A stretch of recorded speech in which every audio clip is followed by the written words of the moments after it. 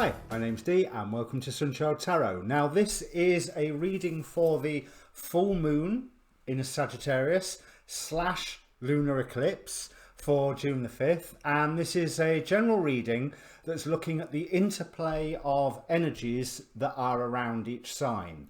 The way that they are embodied in my reading is the top row is seen as the archontic masks of the gods, those things that are trying to keep us separated from our divine self, and the bottom row of my cards are the actual gods, those beings who are trying to lift us up and reconnect us with the divine. Now, being 15 degrees of Sagittarius, so it's a midpoint degree, so right smack bang in the middle of the sign of the guru. So I think there might be quite a lot of, there's been an emphasis on a lot of the astrological movements recently, aspects I should say, about seeking out truth and personal truth. And the full moon in Sagittarius probably leaves us a little bit of a trap that we can be very, very assured in our truth. Now, I'm not going to discuss the astrology too much because I've already posted on the Facebook group, link down below in the description, at least 2 videos about this full moon. The first 2, Razalila Healing and Ksenia Moore. I recommend watching both of those. They can explain aspects of this full moon far better than I can. Now, this is a bulk introduction. There'll be a timestamp down below as well, so that you can watch more than one. And I recommend that you watch more than one. You want to watch your sun sign, obviously, but your rising sign as well, especially if you know what house Sagittarius is in for from your rising sign. And your moon doesn't go amiss, certainly not with a full moon reading. So 15 degrees Sagittarius. Now, this full moon is a penumbral lunar eclipse, which means the Earth's shadow just slightly touches the edge of it, but it is nevertheless an eclipse, and therefore will have an effect at least a week beforehand and a week after is what I've heard to start off with, because it does get superseded by an upcoming solar eclipse. But eclipses effects can be a long time, and full moon eclipses or lunar eclipses are very much about bringing things to an ending and completion of things, but they are also abrupt changes. You can't necessarily always know how an eclipse is going to manifest apart from change. Change is definite. Now, this eclipse forms a T-square to Mars and Neptune in Pisces. Mars is confused in Pisces at the moment. It's coming up to its conjunction with Neptune, where it gets a chance of being doused by the massive ocean that Neptune is. But it also, to me, represents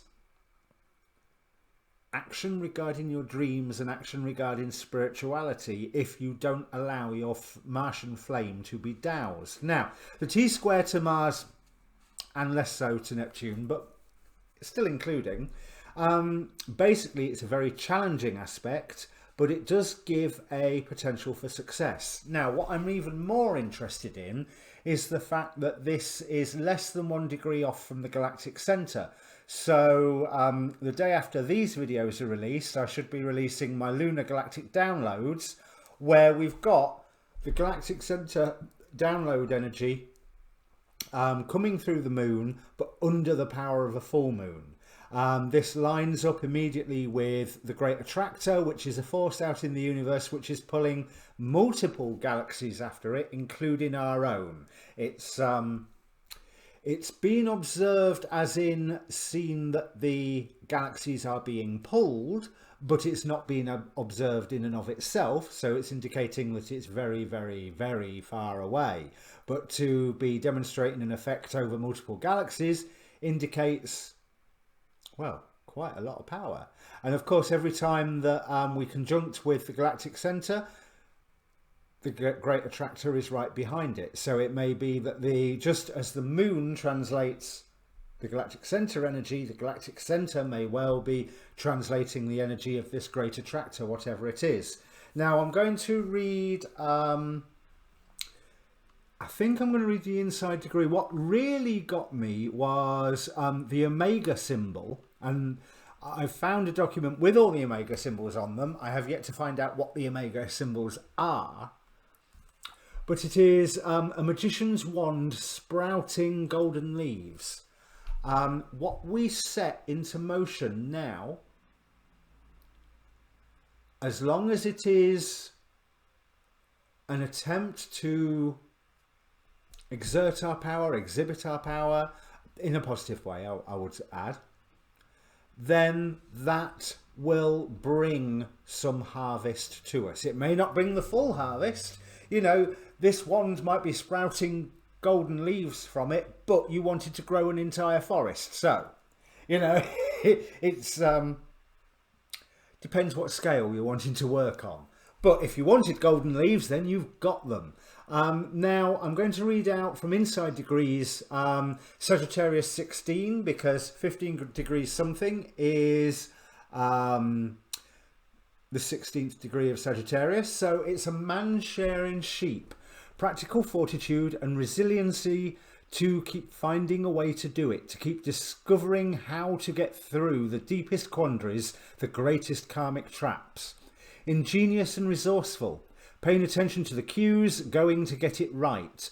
You're involved within a path which requires discipleship or apprenticeship, learning the ropes, building up fresh capacity in this lifetime to scale the heights. But you remain preoccupied and absorbed within honest tasks. A pervasive conviction grows and forms of how it really is. You're willing to take every step to reach a far goal and attentive to what is really there. A throwback to the old ways of a rural past, oddly comfortable in adopting forms and moving through phases and taking on the worlds. The journeyman knows the ways of the journey and gathers Earth's wisdom in small bundles, knowing how to be there when it counts. So that packs a lot into it, especially considering the state of the world, the state of the economy, the state of America at the moment. And there was one other degree, the Azoth symbol, which was thoughts being exchanged by many people over great distances. So there is that wonderful sense of community, which is reinforced by that inside degree that I read out to start off with. Now, housekeeping, like I said, there's the Facebook group down below, page, sorry. But the important thing is that page has an inbox. So if you're wanting to approach me for a personal reading, feel free. That's one of the ways you can do it. There's also a Twitter down below. I would very much like if you would comment and give me feedback on the reading. I've been doing these Full Moon Gods at Play readings for a while, so I'll be interested to see what you actually think of them and what you think of the spread and the how it's all put together.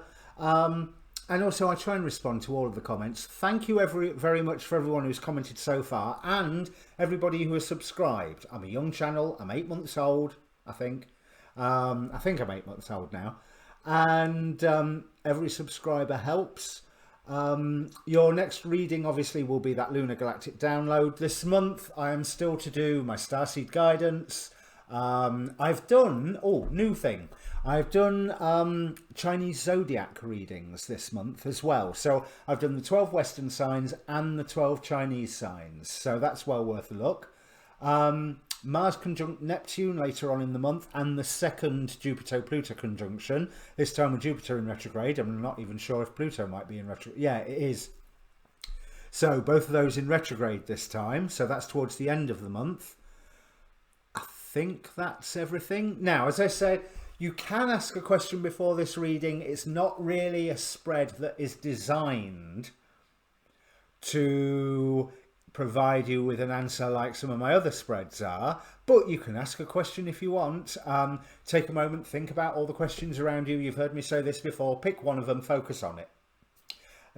Be aware of all of them, because the cards will answer what they want. Right, that's it. So let me bring up the cards. Well, Leo, it looks like the reading that we've got here very much affects the home life. whatever you consider to be home. So bear in mind, this could be somewhere where you feel at home rather than in the home. But the home is definitely represented here with Vesta.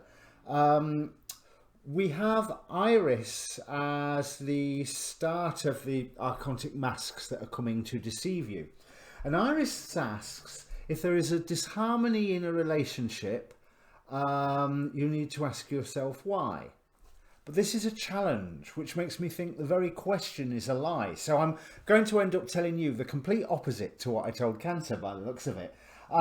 Because it's almost like we have Iris with harmony, Vishnu with balance, Inanna with seduction, Prometheus with cunning, and Pomona with plenty, and then Zeus and Artemis as well, as the masks trying to set you down. So you're made to believe that a rule somewhere has been broken. Rules represented by Zeus here, and with Artemis I'm really reminded on how she chased after Orion. I mean, at the time, rightly so, but remember that this is an opposing or a suppressing energy, so that the law has been broken aspect is contrary to what appears to be in your best interests right now.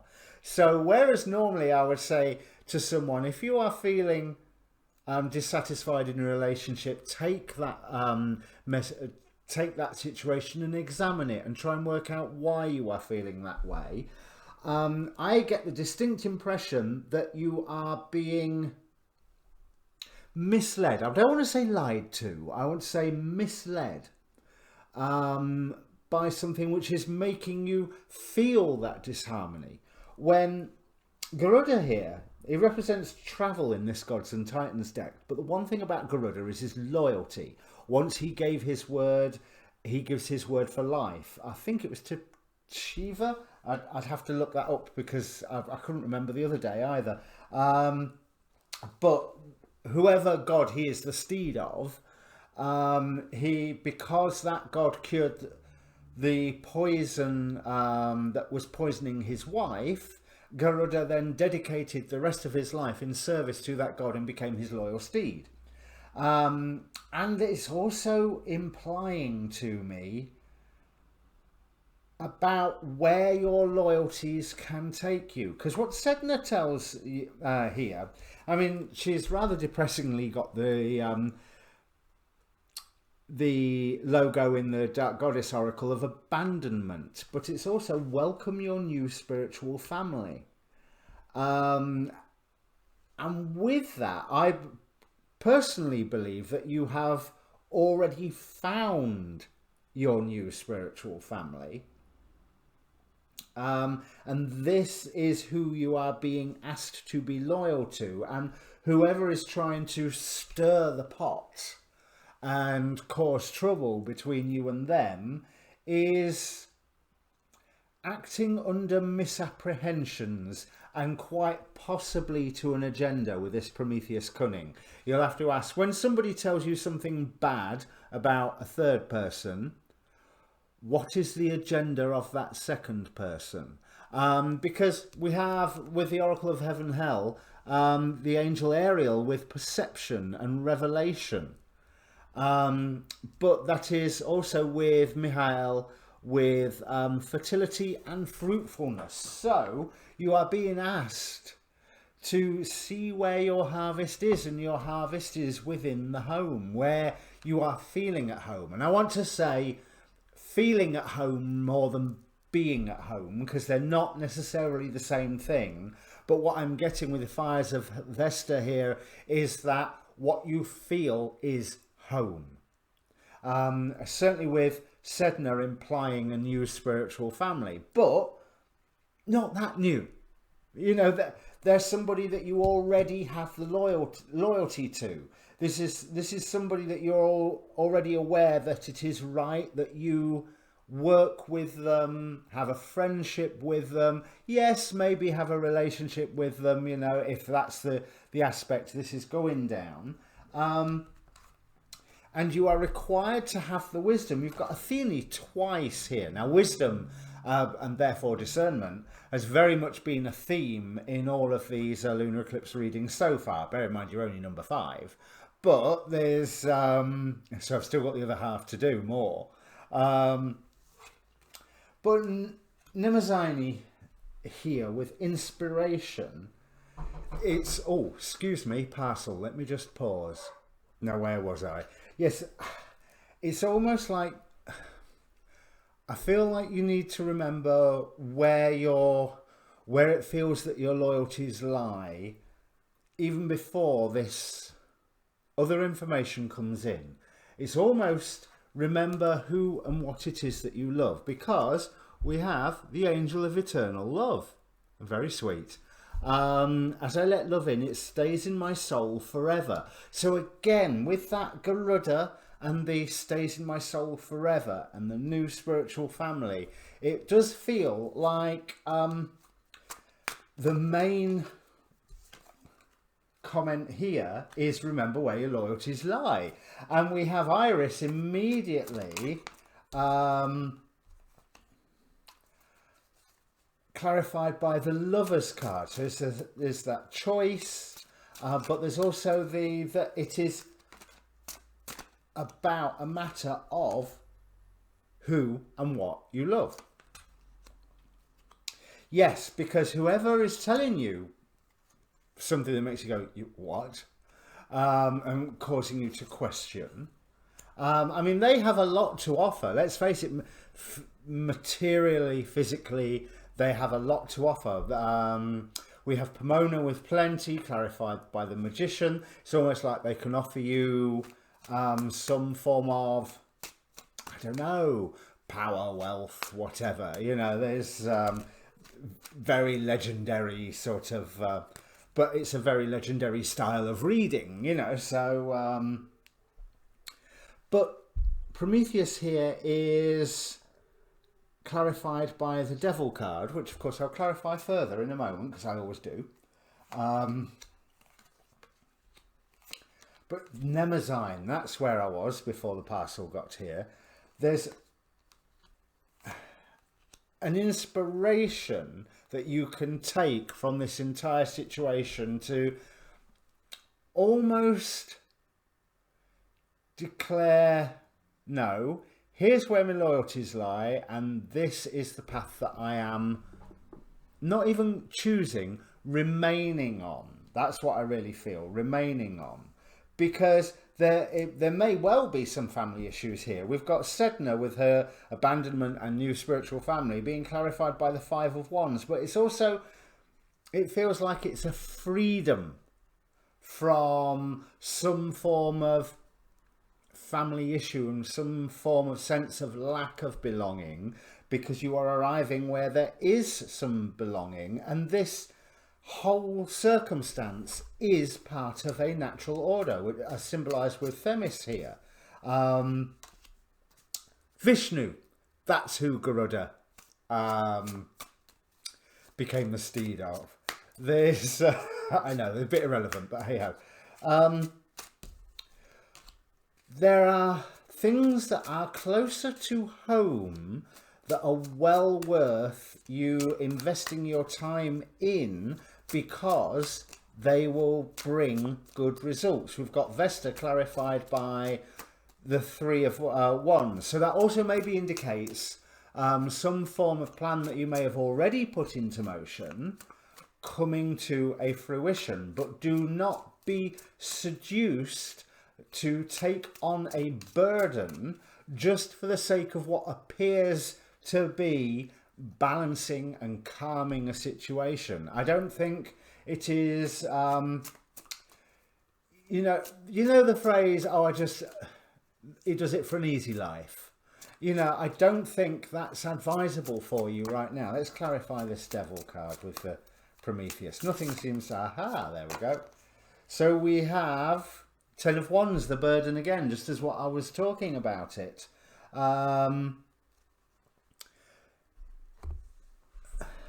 Whatever information comes to you that is threatening this loyalty of yours, do not be taken in by it because it is a burden. You are being seduced to take something on board which you do not need to take on board, and just going for the I will react to this because it gives me an easy life.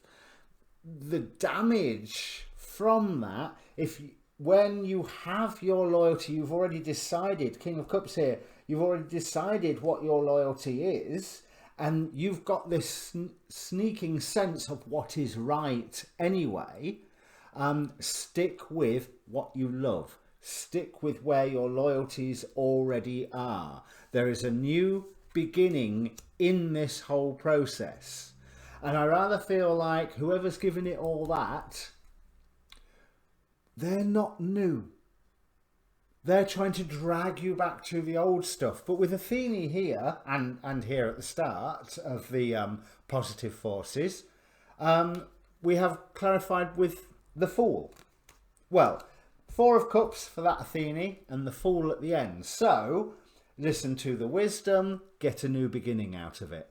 Basically, listen to the wisdom of your own heart, of your own loyalties. They're already well established, rather than paying heed to the tittle-tattle of somebody who probably has got some form of family or long-term link with you anyway, but their nose has been put out of joint and they want something from you.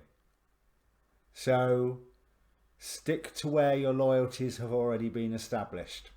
Right, if this means anything to you, Leo, because it's quite specific, if this means anything to you, comment down below if you feel free to, and press the like and subscribe buttons. See you later. Good luck.